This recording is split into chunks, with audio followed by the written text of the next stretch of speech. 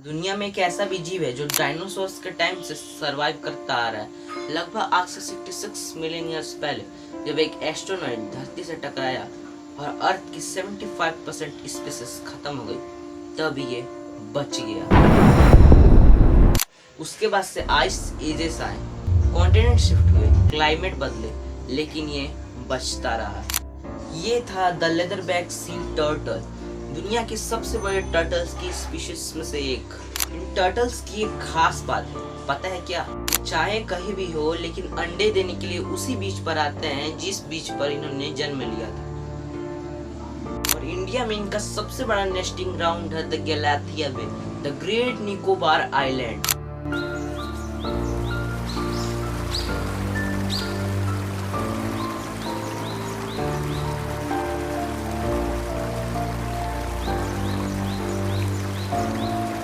Unfortunately ये एक endangered species है। लगभग 3 जनरेशंस में इनकी 40% पॉपुलेशन खत्म हो चुकी है। इससे भी ज्यादा अनफॉर्चुनेट बात ये है कि इसी गैलाथिया बे पर मोदी सरकार एक 81,000 करोड़ का एक मेगा प्रोजेक्ट बनाने जा रही है। एक ऐसा मेगा प्रोजेक्ट जो इन टर्टल्स की 90% नेस्टिंग साइट्स को हमेशा हमेशा के लिए तबाह कर देगा। और खतरा केवल इन टर्टल्स को नहीं है, ये पूरे इकोसिस्टम को है, जिसमें कोरल रीफ से लेकर पेड़ पौधे, जीव और आदिवासियों की एक बेहद अनोखी ट्राइब मौजूद है। यहाँ पर 13 देशों के जेनोसाइड एक्सपर्ट्स ने कहा है कि ये प्रोजेक्ट इन आदिवासियों के लिए डेथ सेंटेंस होगा। आइए जानते हैं इस प्रोजेक्ट में बोले गए हुए सरकार के 3 बड़े झूठ। पहला झूठ, अब सरकार कहती है कि हमें इस प्रोजेक्ट के लिए केवल 2% जंगल काटना पड़ेगा। अब आप ये सुनकर कहोगे यार ठीक तो है, केवल 2% जंगल कटेगा, बाकी 98% तो सेफ रहेगा ना। तो अब यहीं पर आता है सरकार का पहला बड़ा झूठ। ये 1.82% पूरे अंडमान निकोबार का एरिया है, और अगर बात करें सिर्फ इस आइलैंड की तो ये होता है 15%। सरकारी एस्टिमेट 7.11 लाख पेड़ कटेंगे। लेकिन यहीं पर आता है सरकार का दूसरा बड़ा झूठ। लेकिन यहाँ पर इंडिपेंडेंट रिसर्चर्स एस्टिमेट करते हैं कि यहाँ पर 1 करोड़ पेड़ काटे जाएंगे। सोच कर देखो दोस्तों, यहाँ पर 1 करोड़ पेड़ काटे जाएंगे। जरा इन पेड़ों को देखो, इन पेड़ों की कीमत आम पेड़ों से कहीं ज्यादा है, क्योंकि ये पेड़ 100-200 साल पुराने पेड़ है। फॉरेस्ट, ऐसे ट्रॉपिकल फॉरेस्ट को नेचुरल एयर कंडीशनर कहा जाता है, क्योंकि ये पेड़ जहाँ पर भी होते हैं अपने आसपास एरिया का 2.41 डिग्री सेल्सियस तक कम कर देते हैं। इसके अलावा ट्रॉपिकल फॉरेस्ट काटने से सिग्निफिकेंटली बारिश कम होती है, यानी पेड़ काटने का सीधा अर्थ है कम बारिश, ज्यादा हीट वेव्स और ज्यादा गर्मी।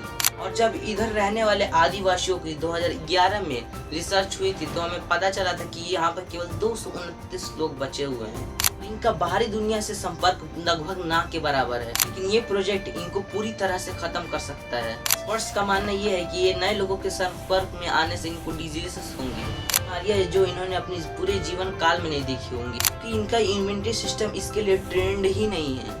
इसके अलावा यहाँ पे रहने वाले 16,150 कोरल रीफ्स भी तबाह हो जाएंगे। सरकार कहती है कि हम इन्हें रीलोकेट कर देंगे। साइंटिस्ट कहते हैं कि ये साइंटिफिक मैडनेस है। कोरल रीफ्स को ऐसे रीलोकेट नहीं किया जा सकता। कोरल कॉलोनीज के रीलोकेशन साइंस में ये एक नई फील्ड है, जो अभी तक प्रूव भी नहीं हुआ है कि इन्हें रीलोकेट करने पर ये जिंदा रहते हुए हैं या नहीं।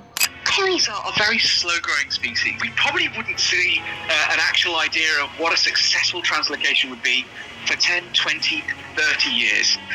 And of course, at that point, the damage of this development will already have been seen. यहीं पर आता है सरकार का तीसरा सबसे बड़ा झूठ। और तो और यहाँ पर ऐसे ऐसे जानवर है जो कहीं पर भी नहीं है। जरा इस द निकोबार मेगा पोर्ट को देखिए, दुनिया में कहीं नहीं पाई जाती है। जरा इस द निकोबार ट्री स्ट्रॉ को देखिए, ये भी दुनिया में कहीं नहीं पाई जाती है।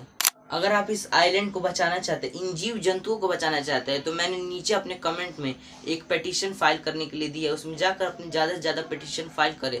आपका हर एक पिटीशन इनकी जान बचाएगा। तब तक के लिए मिलते हैं एक नए वीडियो में एक नए कंटेंट के साथ, और चैनल को लाइक एंड सब्सक्राइब करना मत भूलिएगा।